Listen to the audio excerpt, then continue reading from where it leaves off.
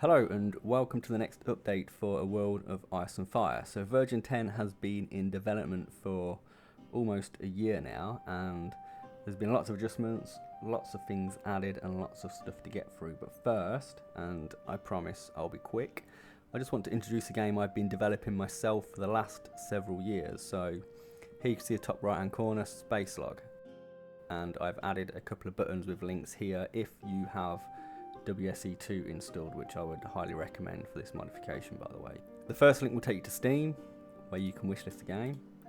Thank you very much if you do.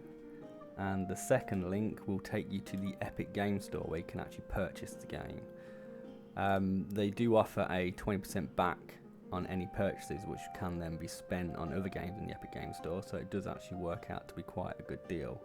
SpaceSlog is essentially RimWorld in space, and there's also various elements of Mount&Blade Warband in there.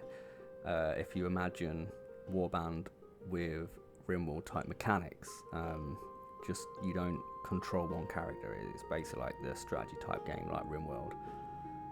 Anyway, let's get back to what you are all actually here for.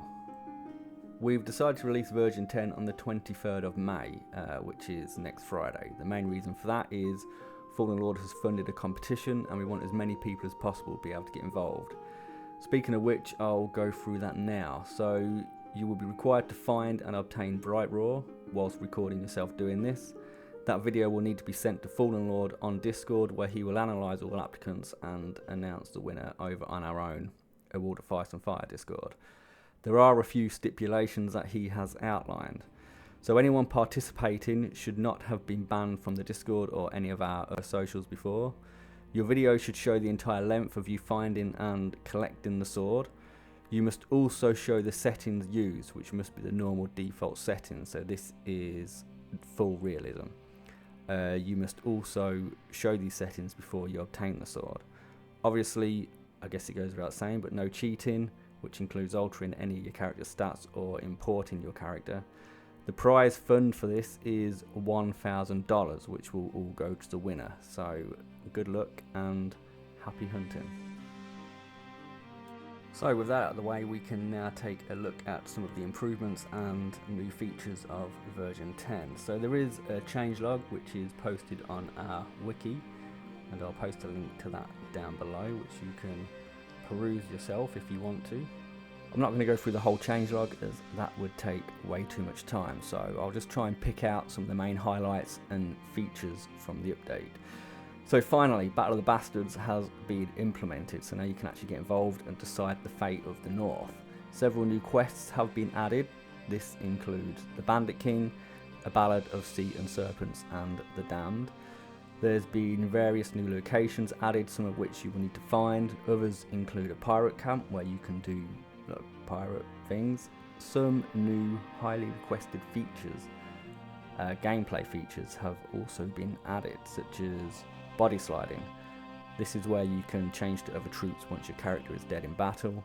We've also added the option to always show the guild master, so obviously now you don't need to run around towns for hours to try and find them.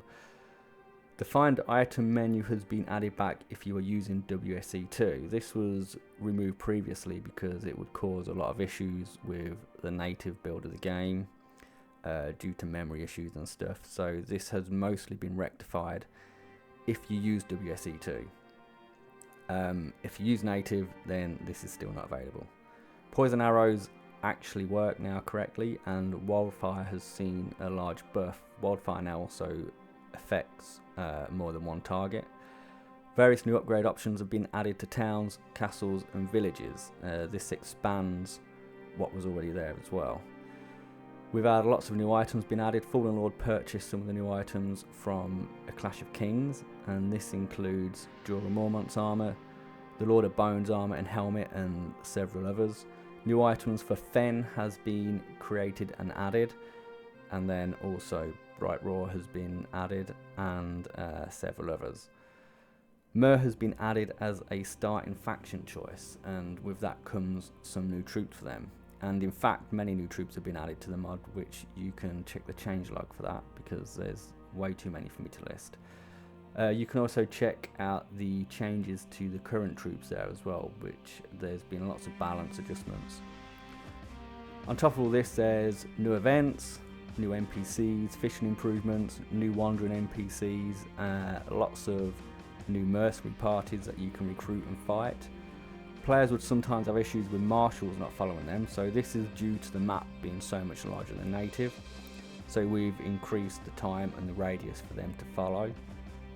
Lots and lots of bugs have been fixed, lots of long-standing bugs have been fixed, and again, all of these can be seen on the changelog. A big thanks to all of you that continue to support the mod. Version 10 would certainly not have been developed if it was not for people like Fallen Lords sponsoring most of it, and all of you that continue to help test and offer your support. One last thing, please feel free to extend that support and check out SpaceSlog, and there will be some news on the Bannerlord version of A World of Ice and Fire soon, so keep an eye out for that. Thanks for watching, and I hope you enjoy the update.